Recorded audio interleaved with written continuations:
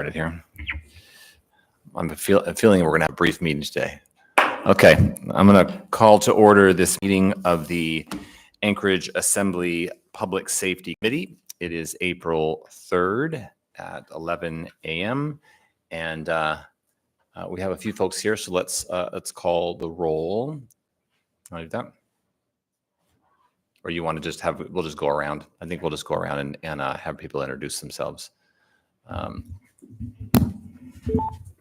Daniel Voland. Karen Bronga. Zach Johnson. And this is Cameron Perez for DM. Okay. And I think other members have probably stayed up late last night. Just kidding. Who's what's that? No one on the phone. Okay, great. All right. Well, welcome everyone.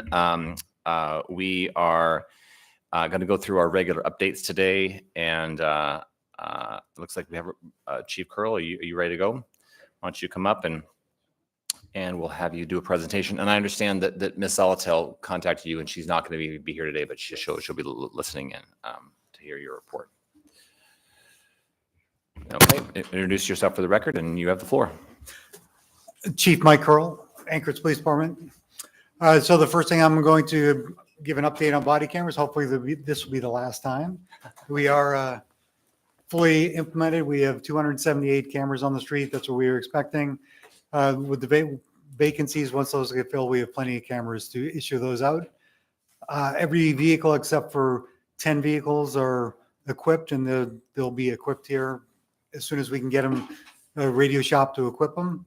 But all the officers who have daily contact with the public have body cameras, and that's the key here. As far as the digital evidence management system, which the body cameras are part of, our interview rooms have all been upgraded now as well. So the whole digital evidence management system, the whole package is up and running, and we look forward to the streamlining of every process. Any questions on body camera? Just, I don't see any right now, but I'd just love to hear a little more insight into how are they working? Are there challenges associated with them?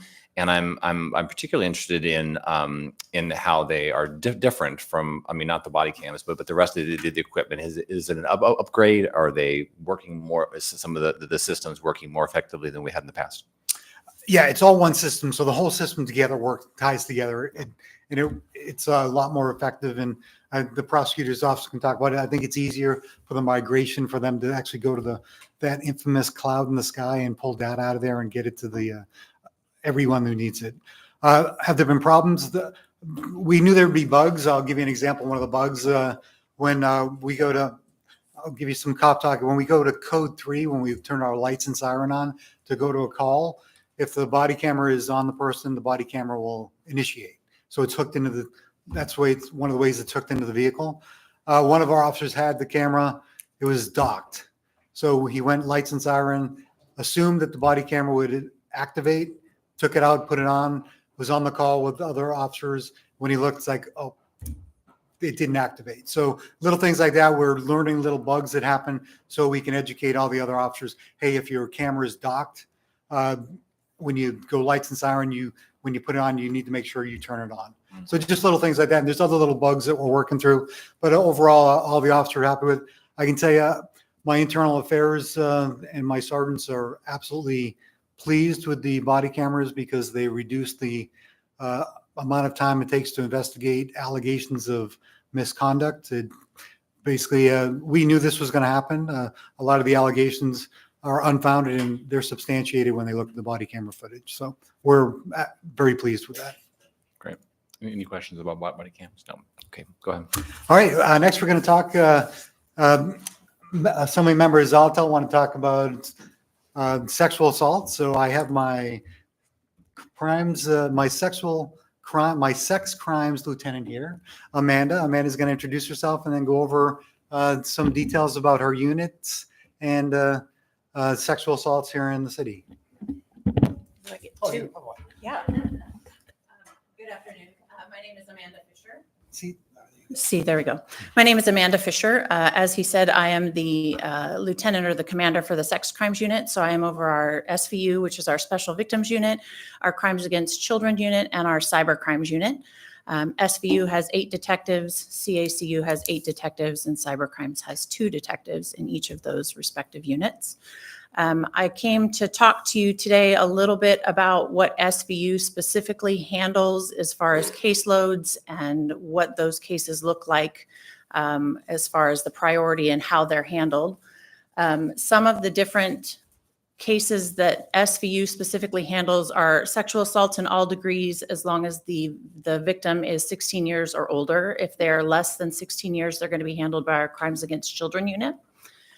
They also handle harassment, stalking, sex offender registration violations, and indecent exposure. And so today, as we're looking at the statistics, one of the things for you to keep in mind is the statistics are going to be showing a compilation of all of these different crimes, not just sex assaults. So the numbers are going to be a little bit off as we start looking at them because we couldn't pull out the harassments and the sex offender registration violations and things like that. To give you an idea of what one of our priority 1 cases looks like, when someone calls in and speaks with Sergeant Clark, who's the sergeant in charge of the unit, for him to determine whether or not a call out is going to happen immediately, he looks at these factors. First off, he needs to determine, like I mentioned earlier, that the victim is at least 16 years old.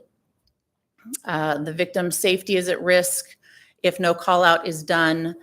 The victim is the child of the suspect and lives in the home with the suspect. That would certainly be a mitigating factor to get a priority 1 call out happening. The alleged penetration or attempted penetration would have had to have happened within the last week. Same thing with sexual contact as well, not just penetration. And the victim has to be willing to cooperate in a SART exam. It's a very extensive and invasive process, I will say. So they have to be willing to come in and cooperate with that process. And then lastly, the assault had to have happened within APD's service area, or they had to be brought into APD's service area as a result. When I talk about reviewed cases today, this goes to the numbers that we're going to talk about, the differences with the numbers. Reviewed cases are misdemeanor cases, mostly which were handled by patrol. Misdemeanor cases are not handled by detectives in the SVU. So patrol handles most of these cases right up front, but they still do get sent to Sergeant Clark to review them, classify them, close them out, and make sure that the cases are handled appropriately. He can also see if there were additional follow-up that needs to be done. He can send those back to those officers and suggest that that follow-up take place. And then we also have cases that come in that there is no possible investigation that can take place based on the impossible facts that we're being told. An example is we'll have someone who says that they were sexually assaulted after the suspect came through their wall, sexually assaulted them, and then mysteriously left through the wall again. Or someone claims to have been sexually assaulted by Elvis Presley. Things of that nature where the facts of the case are just not possible for us to investigate them. So in 2021, we're going to look at 3 years of statistics. In 2021, we had 500 reported sexual assaults. That's specific to sexual assaults or attempted sexual assaults. Of those, 206 were classified as priority 1 cases, which meant that a detective, a SART nurse, an advocate all came out 24/7, no matter what day of the week or what time of day it was. They came out and addressed that call immediately. 255 additional cases were assigned to detectives in addition to those priority 1s. Now, those cases could be historical cases that came in. Someone's calling in to report that 5 years ago they were sexually assaulted by an individual. So we're outside of that 1 week time limit, but the case still does need to be assigned and investigated. So we've got the additional assignment of cases that are being added onto the SVU detectives' caseloads. Of the 416 cases reviewed, those are the ones that are misdemeanor cases frequently that are handled by patrol, but they're still reviewed at the SVU level. Those are the impossible facts cases. They're just reviewed, looked over, but not assigned out to anybody for any reason within the SVU itself.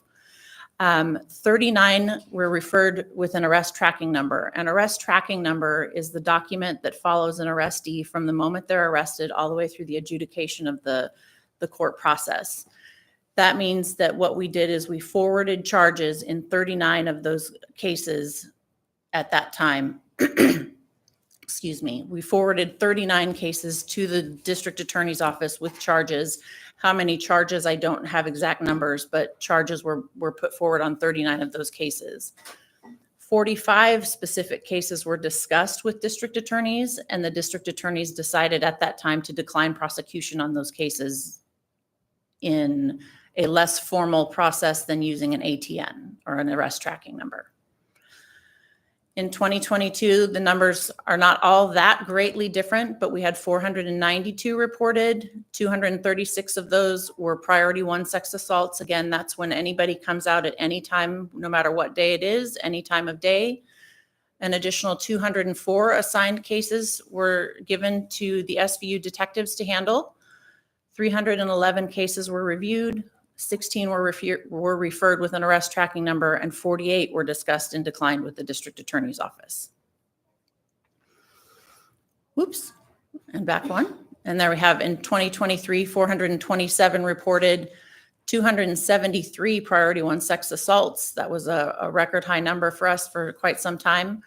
182 assigned cases on top of that, 338 cases reviewed. 35 were sent over with an arrest tracking number, and again, 48 were discussed and declined.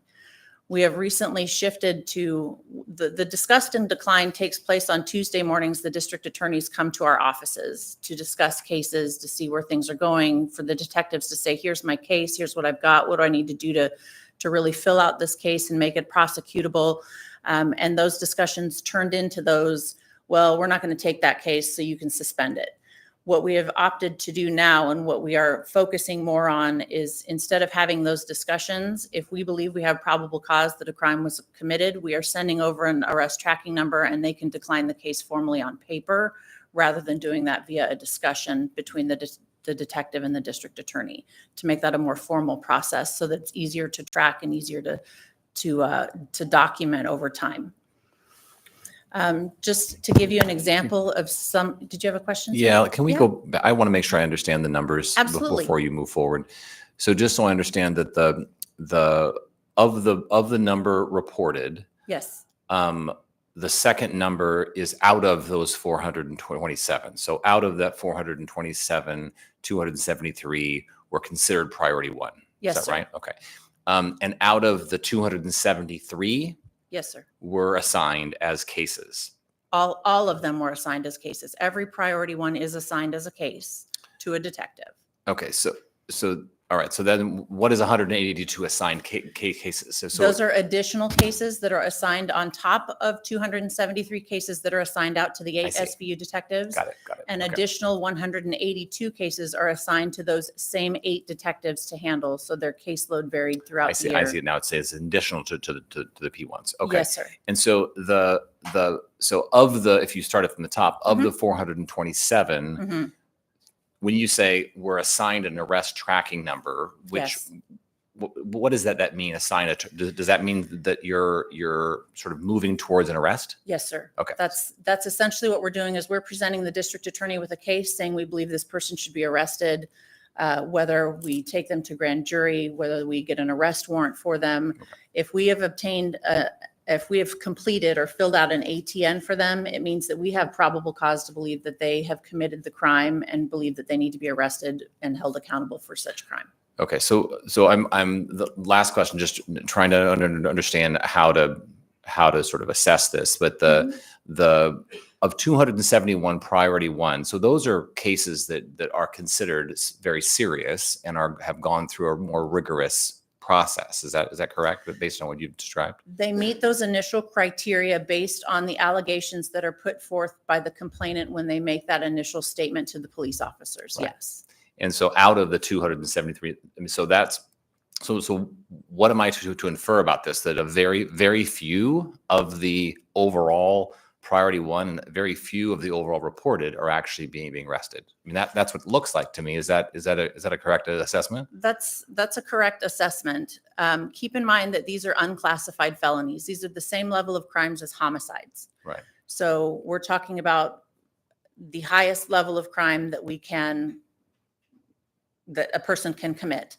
And of those, yes, sir, it is a lower number of cases being prosecuted in total out of the total percentage of cases that are being brought forward by the public. Okay, I'm sure we'll get to the why later, but just so I make sure I understand the numbers. Thank you. Appreciate it.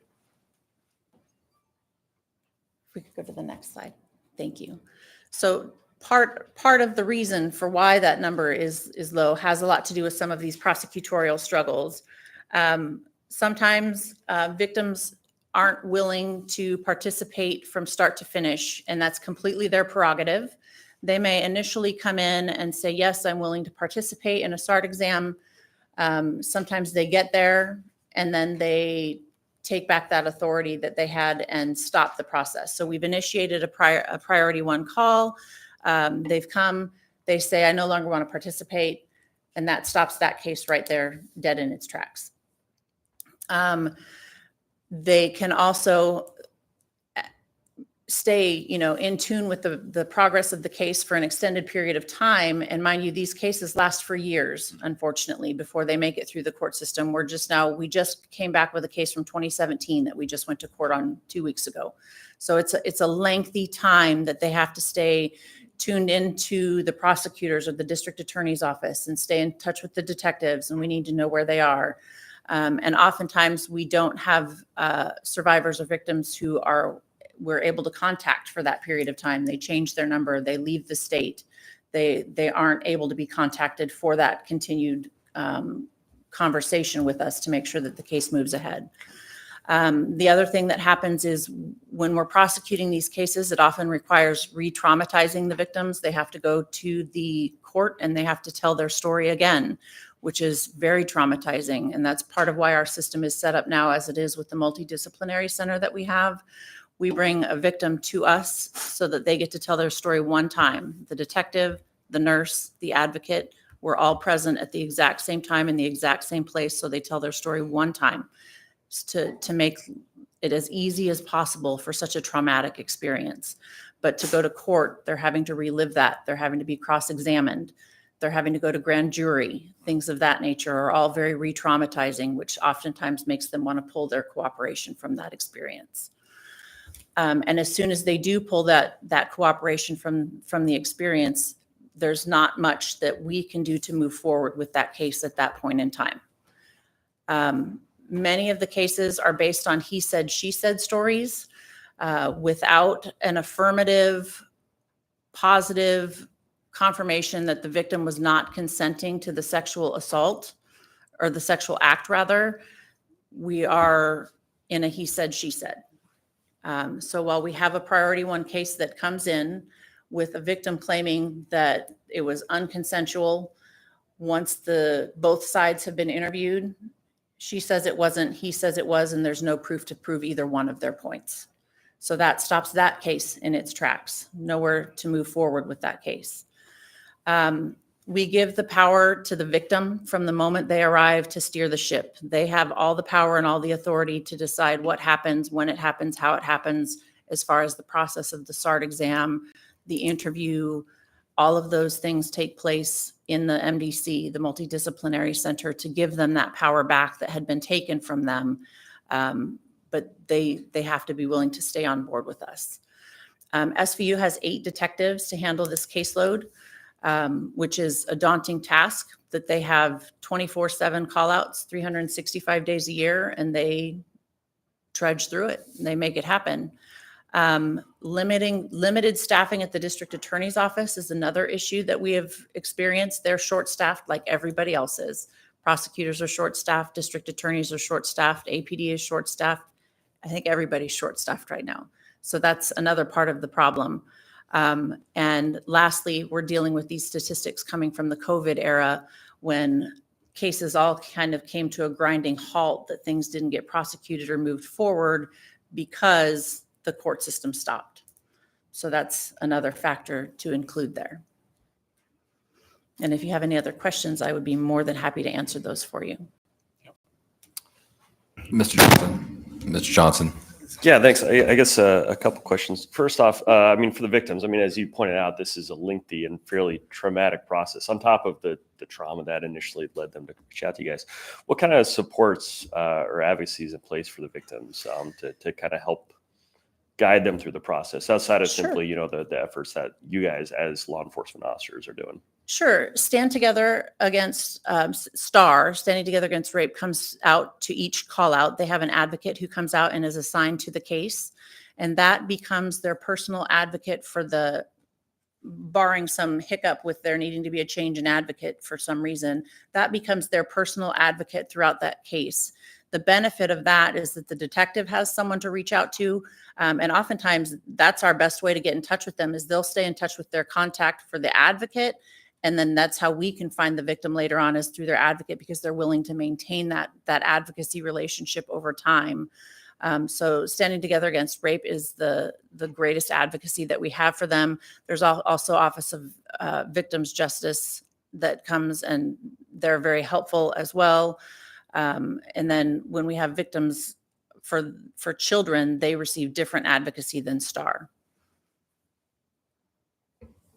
Yeah, thank you. And if I may, another question, you talk about issues with limited staffing and resources are scarce, right? And I think with APD, probably personnel with badges is the scarcest resources on top of to support people as well.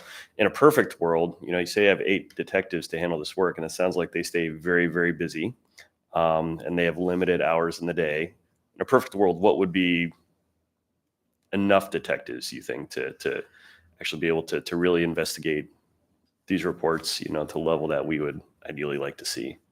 Well, I can't say that the cases aren't being investigated to the level that we would like to see. They're all being investigated thoroughly.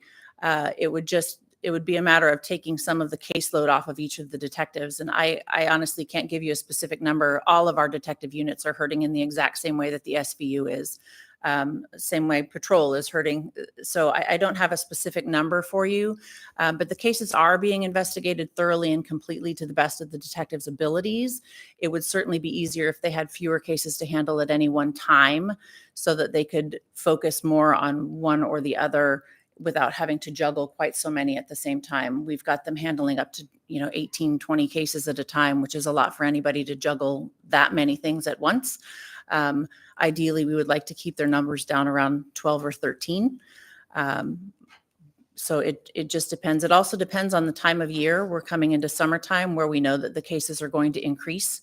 It tends to be a little bit slower in the wintertime, and summertime it increases. That's just a seasonal anomaly here in Anchorage. That's just the way that it goes. So if I had my own wishes, I'm sure I could bring in, can I bring in 20, Chief? That would be great.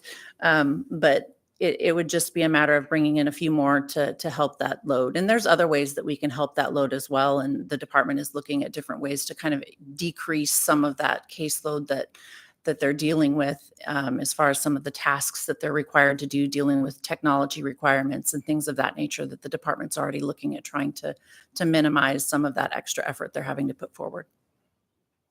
Yeah, thanks. That's good to hear. I certainly did not mean to insinuate that the officers, the detectives, were not doing their job to the very best of their abilities. I have a lot of confidence in them. But 18 cases, that's a lot. And these are large, complex cases that certainly, if when they go to trial, you really need to have all your I's dotted and T's crossed. So it's a lot to take on for sure. And I'm glad to hear that you guys are exploring, maybe some creative ways to lessen the burden for these detectives. Finally, I guess I'll ask, you also talked about limitations within the DAO, the District Attorney's Office, and the impact you're potentially seeing on cases and outcomes. Can you expand on that at all? I don't know that I'll call it limitations per se, other than it's what APD would love to have happen is that we put every bad guy away for a very long period of time. And our detectives are very, very highly vested in their cases. They take great personal connection to each of their cases because of the work that they do put into them. And the district attorney's office has so many cases that flood across their desk at any one time that they look at them a little bit differently. And so they have the opportunity to offer plea deals and things like that. We have no control. APD has no control over that. So the way that the DAO's office or the DAO is handling their caseload versus the way that we have to handle our caseload, they're just different.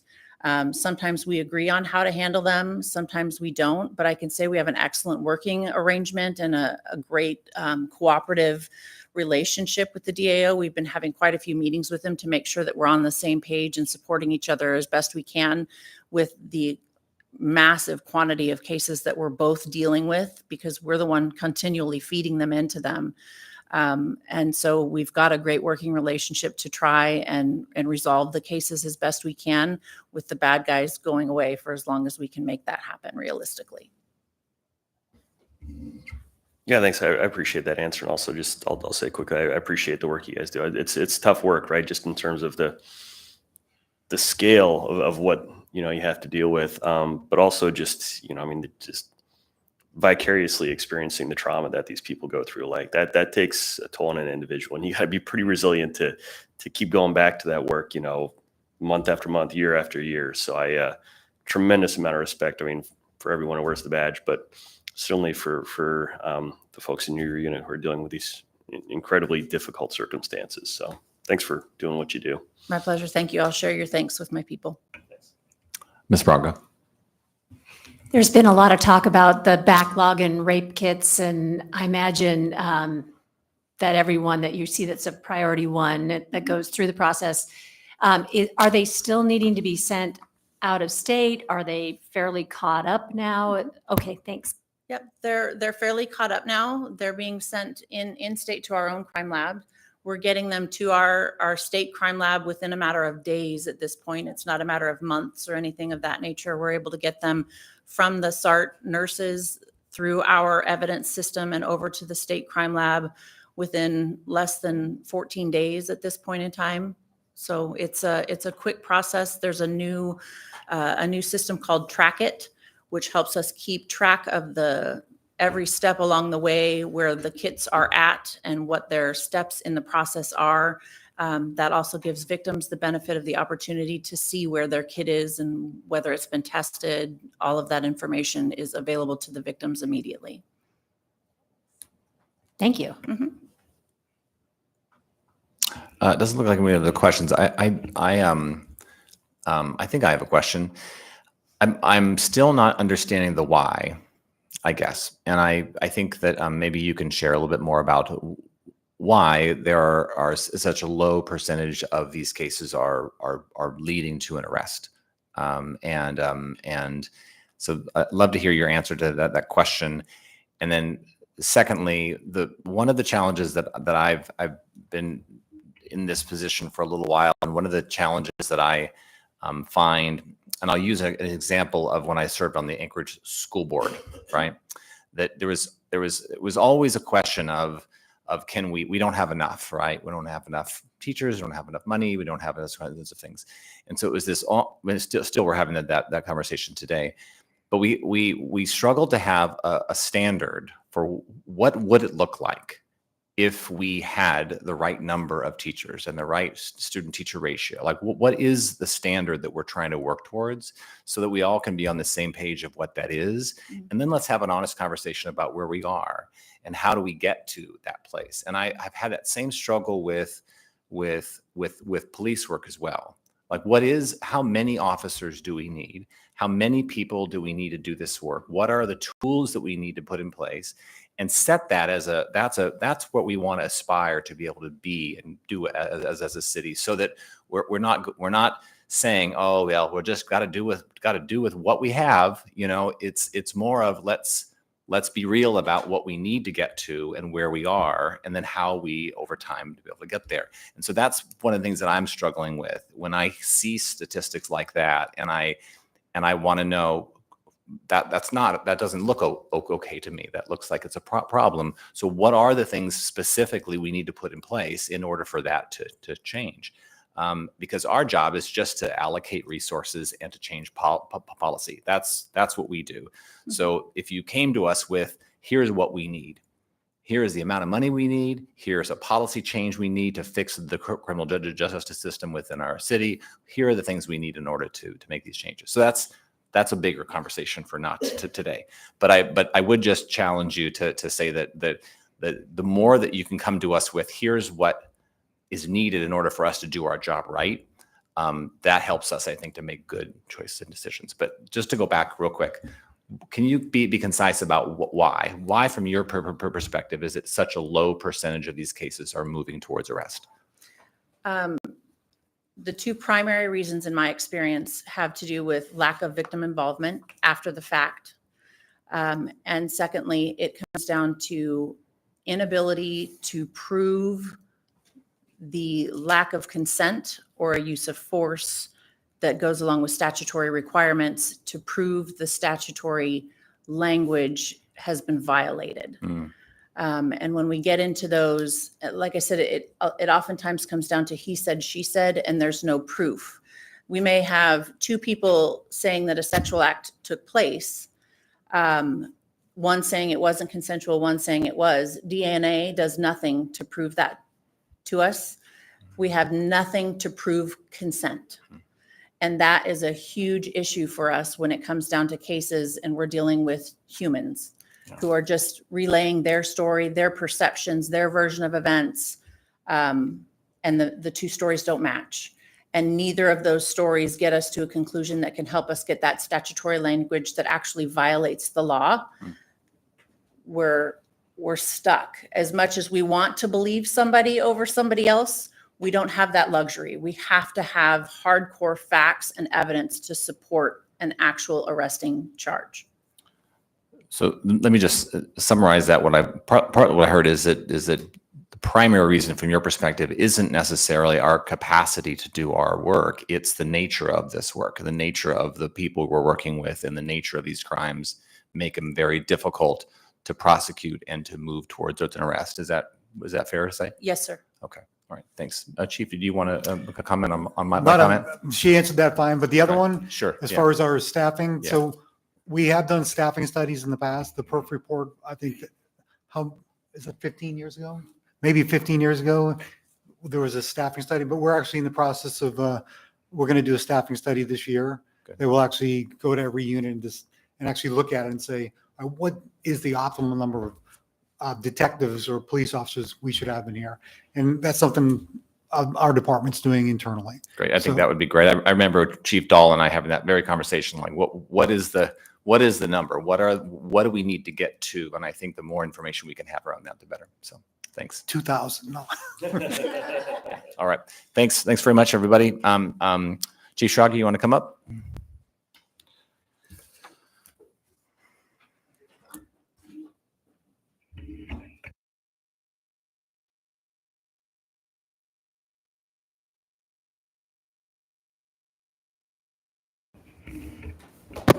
Welcome. You have a clean slate. You can report out on anything you want. So you have the floor, sir. Thank you. Good morning. Doug Schrage, Anchorage Fire Chief. I'm joined by Assistant Chief Brian Parch. I'm going to give a basic update on a few fire department activities, beginning with one of our initiatives that we're quite proud of is the 24-hour trial of our mobile crisis team. We have, since March 13th, been operating our mobile crisis team on a trial basis, 24 hours a day for 3 days per week. And currently the team is stationed over at Fire Station 6 in Muldoon, and we are staffing it with our rotation of clinicians and firefighters from operations on an overtime basis. And this has been working quite well. What we've learned from this is that there is demand for mobile crisis team services 24 hours a day. And an interesting observation is that the clients that we are seeing overnight appear to be different from the clients that we see during the day. We've had very few repeat customers. So many of them so far in our limited experience have been unique clients. We had initially had concerns that the mobile crisis team would be ineffective overnight because we speculated that many of the clients would be under the influence of illicit substances and therefore beyond the scope or the purview of the crisis team to treat. That's turned out not to be the case. So that's a very positive news. With going to 24-hour staffing, we have the ability under our 1115 waiver to begin billing Medicaid for some of the services of the crisis team.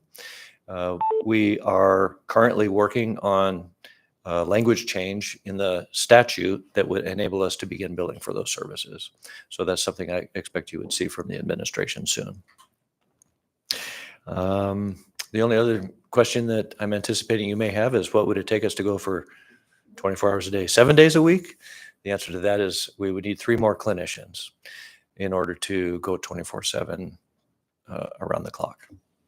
And I'll stand by for any other questions you may have before moving on. Ms. Bronco? Am I right that they all have to be overtime? That's part of the costliness of the program? Or I heard something the other day that they all are on overtime for their shifts, and that's causing some of the costs. And then we'll start with that. Yeah, sure. Thanks, Member Braga, through the chair. Yeah, essentially that's correct. We are staffing the operations personnel, not the clinicians, but the firefighters who are the EMTs and paramedics that are working with the clinicians to help with patient assessment and things like that. We're paying them overtime to work on this unit. The reality is that it's cheaper for us to do it on this basis than it is to recruit firefighters and assign them to the mobile crisis team on a semi-permanent basis. The reason being, in our labor contract, when we take somebody from a 56-hour shift schedule and put them on a 40-hour schedule, if we left them on 56-hour schedule, we would have to pay them overtime anyway. When we move them onto a temporary schedule, our contract requires that we pay them at a higher rate so that the individuals don't lose take-home pay. When we compound that by, when we pay overtime against that, it compounds their benefit costs and all that. So it's actually cheaper by a very small increment to do them on overtime. It's very interesting. And so you would need 3 more clinicians to do the 7 days a week, 24 hours. And right now, the 3 days, or is that over the weekend, or what days are you running this program? Yeah, thanks for that question. Again, through the chair, we have 4 clinicians currently working 12-hour shifts, 2 in the day and 2 at night on an alternating schedule. The ones that are working 24-hour, or on the days that we're staffing at 24 hours, is Wednesday, Thursday, and Friday. Or did I get that right? Yes, Wednesday, Thursday, and Friday. Mr. Volland, you have a question? You're good. I have a question specifically about your ability to bill and how that has financially, what level of, how much does that cover? And so as you consider moving to 7 days a week, 24 hours, give us a sense of what the financial impact of being able to bill for that would be. Would it cover a large percentage of it, or what is the amount that we would see in terms of the gain in that? Thank you for that question. The answer is we don't precisely know. When the mobile crisis team was in the conceptual phase and it was being planned, we hired a consultant who came in and estimated that if we were to offer it 24 hours a day, 7 days a week, it would return about just under $400,000 in revenue. That would have to be borne out by experience to know that if those numbers could be realized. That's a fraction of the total cost of the program. Right now, I think it's in the neighborhood of 1.2 as it's currently configured. So it looks like about 25% of the total cost could be offset. Thanks. Great. Any additional questions? Doesn't look like it. Thanks very much for your time. Oh, yes, go ahead, Ms. Bronco. I had a fire question that other people might, this just came up. There's a fourplex with a sprinkler system. It was built after the rule that a fourplex would need a sprinkler system. And when we did the triplex, fourplex, is that going to mean that new fourplexes wouldn't have to have the sprinkler systems in it? Is that correct? And then my question is, if you are in this position where you have this building with the sprinkler and it's costly to get them inspected, could you just stop having the inspections on that? Member Bronca, through the chair, I'm not sure I fully grasped the question. Here's what I know. I know that fourplex is required to have a sprinkler system, and we feel very strongly about that. So those would be approved during the plan review process of constructing those buildings. There have been questions, and perhaps this is the genesis of your question. There have been questions about fourplexes that are outside the building safety service area, but within the municipality. Does that sound like it might be what you're asking? I think I should just take this offline, but question, I didn't realize that fourplexes had to have sprinkler systems, and then we've got a huge number of older fourplexes that don't have them. And so if you took on one of these older fourplexes, would you have to put the sprinkler system in because it's now required? And yeah, that's basically what I was wondering. So I understand it's like $1,000 for an inspection of the system, which is quite a bit of money. Yeah, through the chair. So my knowledge of the ordinance is that it's not retroactive, so you don't have to retrofit any buildings. The only buildings that are subject to that kind of inspection are those that are needed for licensure, for example, as a assisted living facility or something like that. And that one, I think it comes back to the date when it was constructed and when the requirement was put into place. We're not making it retroactive. And if I determine later on that I have spoken in error, I will let you know. Great. Mr. Johnson. Yeah, thank you. The Wildland Urban Interface Coordinator position, any updates there? Thank you for asking that question, Member Johnson, through the chair. It has been a long process. We have conducted interviews. We recruited for this position. We selected a candidate. A job offer was extended. The candidate has accepted the job offer and is currently going through the executive vetting process. So that sounds a lot like the update we got, I think it's been at least 2 weeks, maybe, when we heard that a candidate had been selected and then we were still negotiating the terms of their employment. I understand, I think a lot of this is probably outside of your purview, but it seems like this has turned into a rather protracted process to where either there's going to be a resolution and we can proceed and actually fill this position, or it's not. And I find it problematic, and my frustration is not direct at you guys. It's at people who probably are in this room. Like, I'm just going to use a vulgar expression. I won't because it's inappropriate. But we need to do something here, right? Either this person, we need to determine, like, yes, we can reach an understanding, in negotiations and fill it, or we need to move on and find another candidate, because this just keeps getting dragged on. And we're on the cusp of another wildfire season when this position has existed and been funded for, I think, more than enough time. And here we are, in all likelihood, it looks like going into another season without this position filled. And it's very, very frustrating, and it's disconcerting because, the possibility of a fire that threatens a lot of lives and property in Anchorage is very real. And we just need to find a way to stop dragging this out indefinitely. And again, I'm looking at you, but I'm not directing my comments at you guys, because I know you guys see the value in this position and would like to see it filled as well, but something needs to happen. Thank you again for the question, through the chair. I believe that the candidate and the municipality have agreed on the terms, and so that is a step towards resolution. And now it's in the background check process.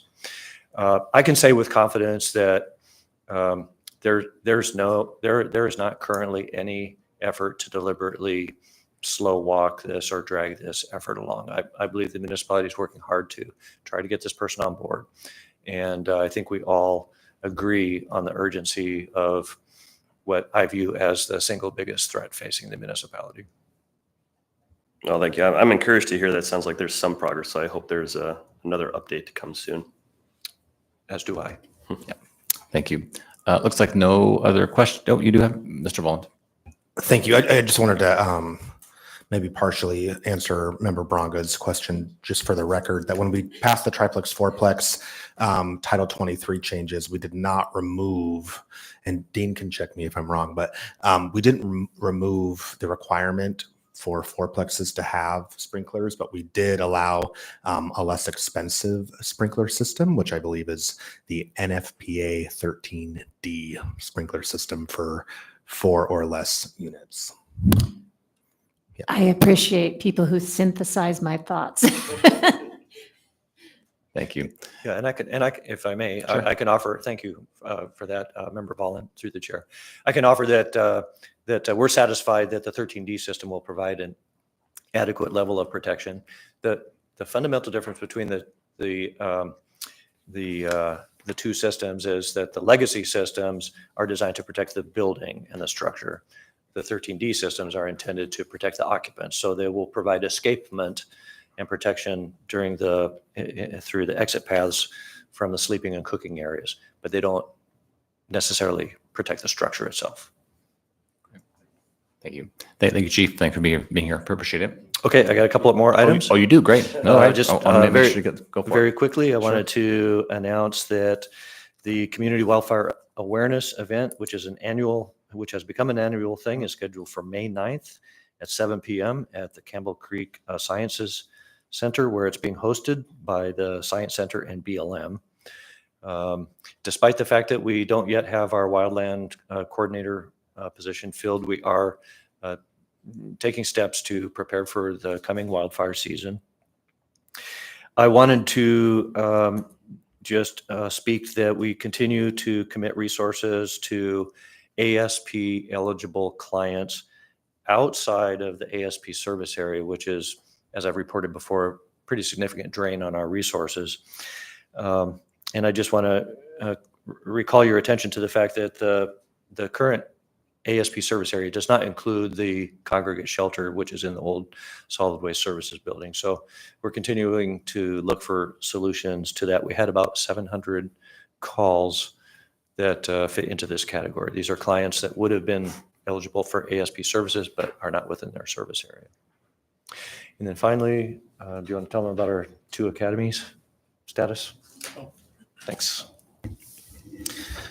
So Brian Parch, Assistant Chief, just advising that we have 21 candidates that just came off probation on April 12th. So there'll be full-time seats within our operations division. 2 of those are paramedics. So they're planning to go through our in-house internship to get certified to be paramedics. We have 16 probationary candidates in an academy right now that are due to graduate mid-May, but we're going to hold them for a couple days because we found a lot of value in our internal car seat certification program that's available to the public. And so we're going to bring our candidates back from our fall academy to join our current academy to work with Providence Safe Kids and our internal instructors to get those individuals certified so that we have car seat certified installers and auditors within our fire stations and up that number. That's great. Thank you. So you can go to the Firewise event on May 9th and come to our graduation on May 10th. Great. Thank you very much. Actually, it looks like Dean has a question or a comment. 1 second. Thank you. Chief Shruggy, I'm very interested in the ASP service area issue, and I understood and clarified last meeting, I think, that it's set by contract. And so I'm wondering what's the obstacle, I guess, to expanding the ASP service area, so that it would include at least the emergency cold weather shelter. But I'm going to guess the answer is costs, because it would be expanding and require more resources and time and staffing, I suppose. Mhm. But is that the obstacle? Yes, Counselor, through the chair. It's correct. It just comes down to the cost of the contract, and they're limited by the current contract and what we pay them for the amount of area that they're able to cover. Thank you, Chief. Thank you. Okay, do we have someone from the Department of Law here? Yes. That's you.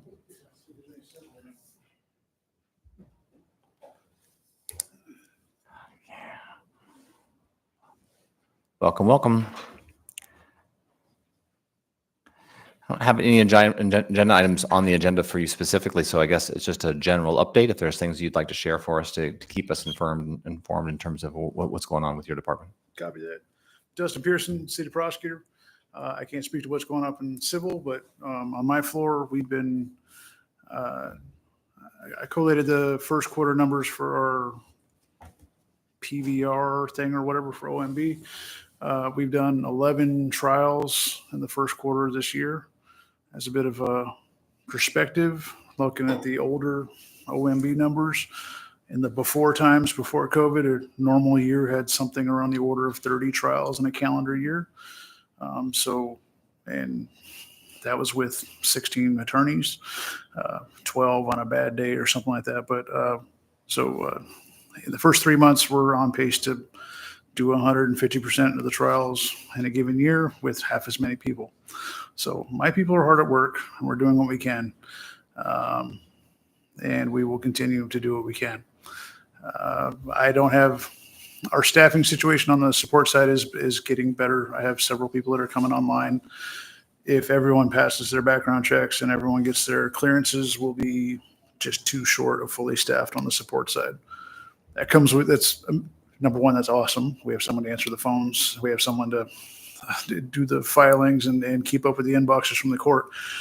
The downside of that is we're all of a sudden unplugging a bunch of stop gaps that were building up over the time. There's a whole bunch of new works just shaking out of the woodworks. A good problem to have. But the rubber meets the road is we need more attorneys. I don't know. There's going to be a real come to Jesus moment, for lack of a better term. I'm sorry, but if the new reality is we're going to have an office running with 6 people instead of 15 or 16, that's fine.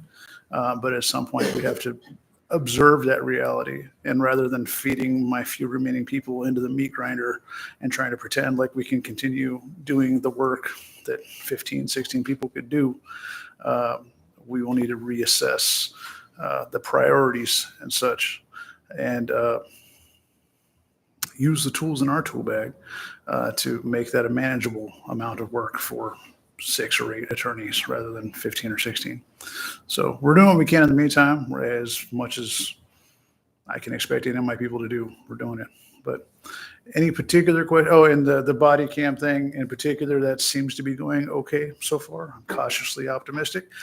The reality is we've kind of outsourced most of that work to defense counsel.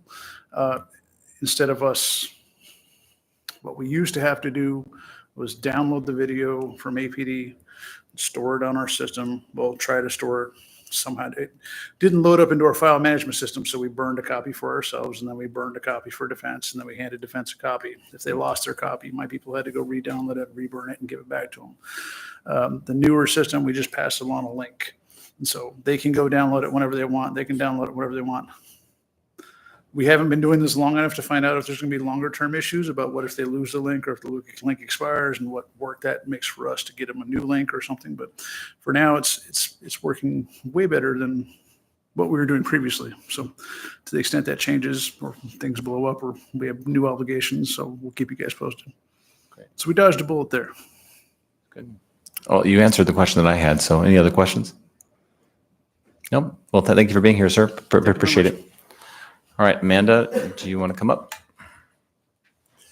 In the Office of Emergency Management.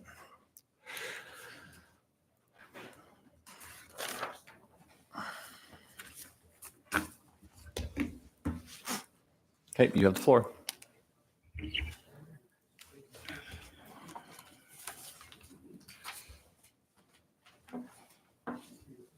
Thank you. Good morning. My name is Amanda Loach. I'm with the director at the Office of Emergency Management. Today, I just have a few regular updates for you on planned events. Number one, we do have a Anchorage Local Emergency Planning Committee that meets quarterly, sometimes more often. Our last meeting was in March, and our next meeting will be discussing our OEM strategic plan. So I just wanted to make sure you were aware of that group, and we are recruiting for voting members. And the members of the public are welcome as well. As well, in this month here in Anchorage, at the Egan Center, we have the Alaska Emergency Preparedness Conference. That's a free conference. All are welcome to come and attend and learn more about emergency management in Alaska. On the 12th, we have the statewide Local Emergency Planning Association and the State's Emergency Response Commission. The State Emergency Response Commission is responsible, members of the governor's cabinet, for planning for emergency management in Alaska. So that is an important meeting that happens twice a year, if you're interested. As well, just next door, we will be having a big exercise. FEMA is going to come to town with a lot of federal partners, and they're going to discuss resource staging, transportation, and distribution of commodities across Alaska in the event of a large earthquake. So that should be an interesting event if you're interested. Forthcoming items of interest for you in the next couple of months. There should be a grant, hopefully on your agenda for approval as soon as possible, that will include APD equipment, continuity of operations planning for the Anchorage School District, and some exercise funds. And then we have a cyber plan coming for AWU as well. And then in process, items of interest for you are another cybersecurity grant program. We just submitted an application for that. COVID-19 after action reporting and planning. Hopefully some of you that were here in Anchorage during the COVID-19 response filled out the online survey, and we're looking forward to lessons learned and forward actions to improve for our next emergency response. And then lastly, we are conducting a baseline assessment of national standards in emergency management for the Anchorage Emergency Management Program.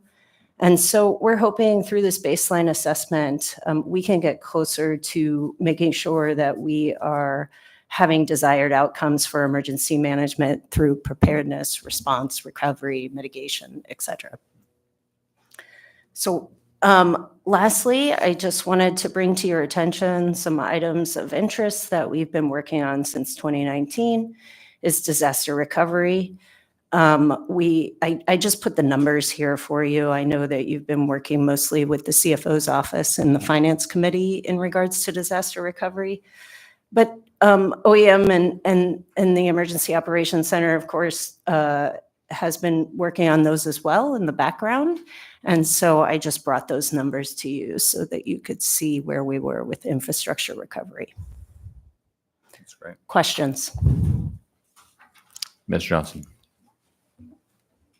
Yeah, thanks for the local emergency planning committee. You said you're recruiting. Can you explain a little bit more on what sort of qualifications you're looking for and what the obligations are if we encounter people who are interested?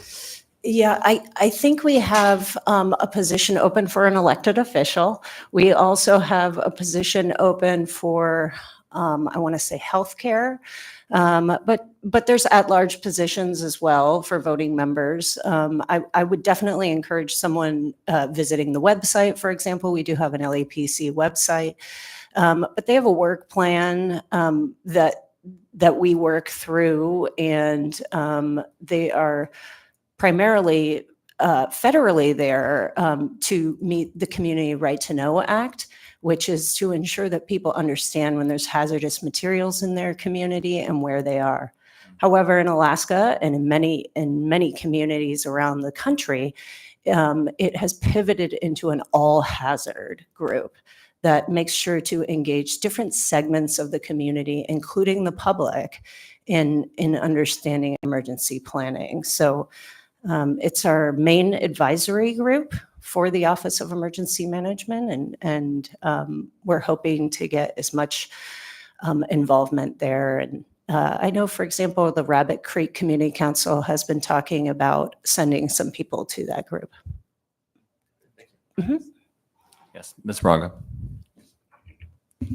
At Northeast Community Council, a lot of people were bringing up a building with broken windows and whatnot in the council area. And when I found the owner, it turns out that they're waiting for FEMA funding. And I kind of wondered, is there like a list of buildings that were damaged that, because we have so many vacant and abandoned properties. Is there a list of the ones that were red tagged and possibly they're waiting for funding and that's why nothing has happened on them?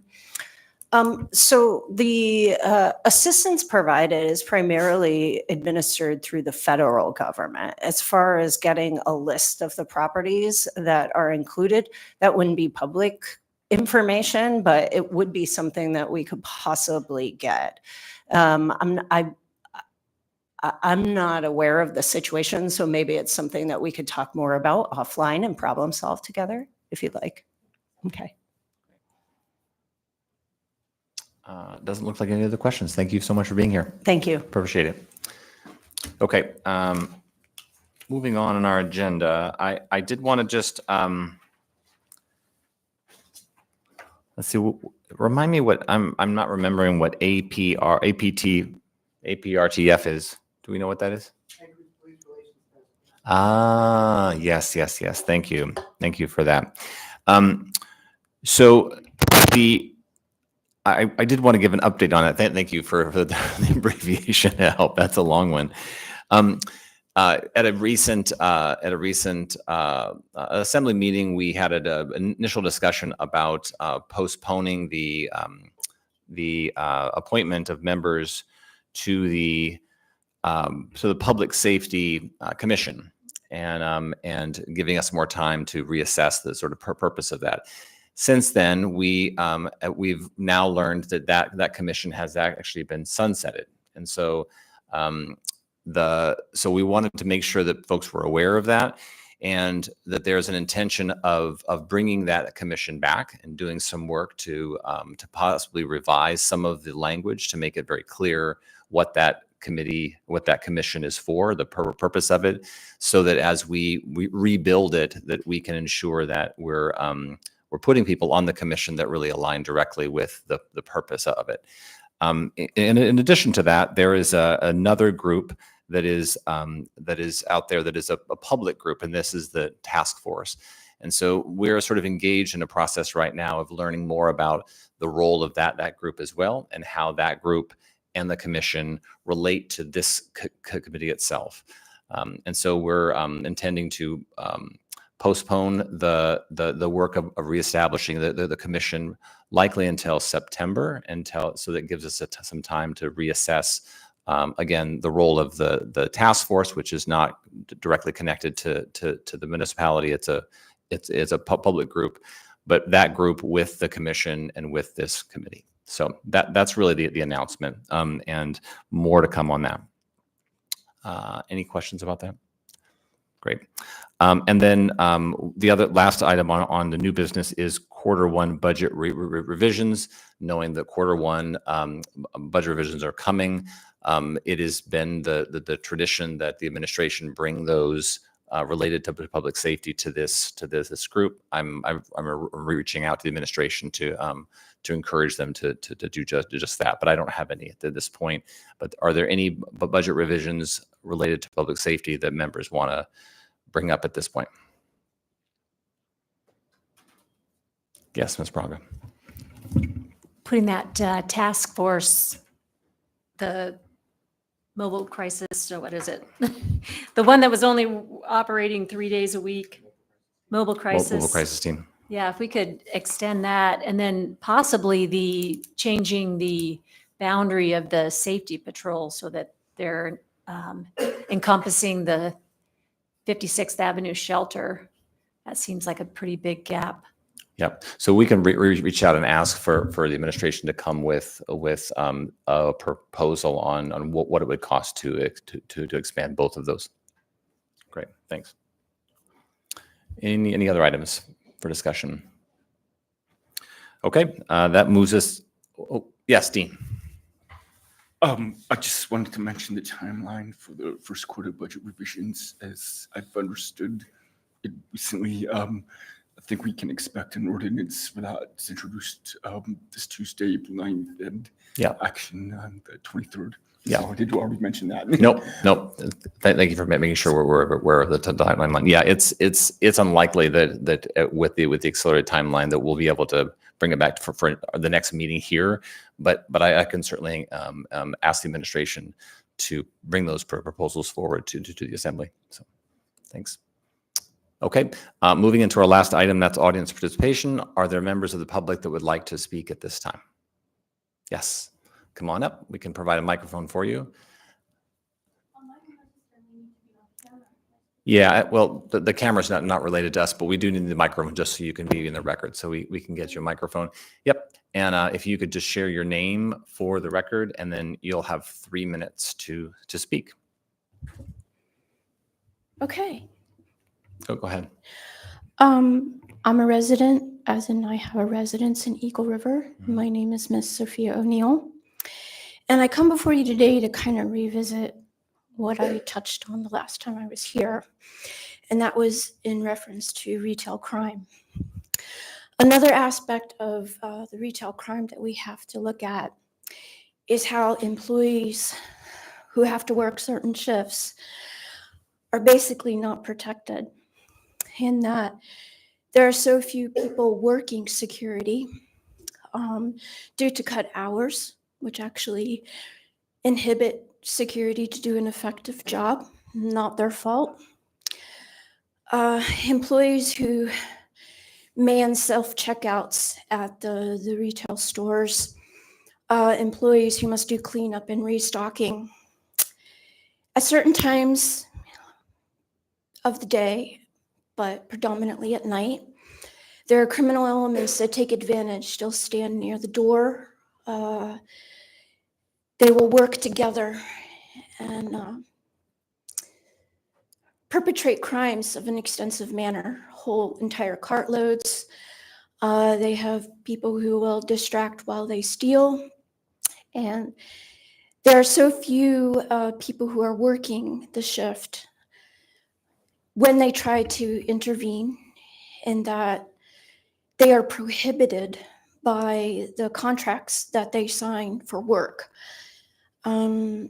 People who have either verbally or have tried to prevent, including security, have been dismissed from their positions. I have personally witnessed in Eagle River at a grocery store where there were only 2 people in the front of the store, and it wasn't very late. It was about 9:30, and people came in to purchase alcohol.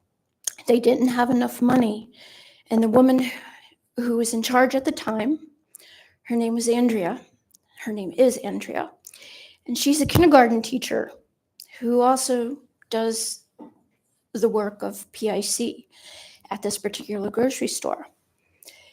The bottles of alcohol were thrown at her. She was injured, and there wasn't a follow-through. There wasn't compensation, and there wasn't additional security brought in. And that's only one incident. They deal with physicality, incidents of that sort, things thrown at them, even if they don't intervene, just so that the people who are stealing can procure what they want and leave. Physical threats, intimidation occur, and as well as really foul language in the self-checkout. People are trying to perpetrate the crime, and they don't like the oversight of the people who are viewing it. Now, these are really good people who work in your community. They have a job. They're trying to execute it, and they are treated horribly, and they do not have the support of the people that they work for. Now, this is not conjecture. I am not surmising this. It's happened to me. And so my point is that there will be deferment. Oh, security didn't handle the situation. Police didn't come into it. And that's not true. That's not true. Sometimes police aren't Sorry, even ma'am. called. That's your 3 minutes. So Okay. thanks very much for being here today and for testifying. Yes. Yep. All Sorry, right. Is there I went- anyone else? Sorry, we're having some microphone challenges. Is there anyone else in the audience who would like to speak at this time? Okay. Seeing none, thank you everyone for being here. This meeting is adjourned.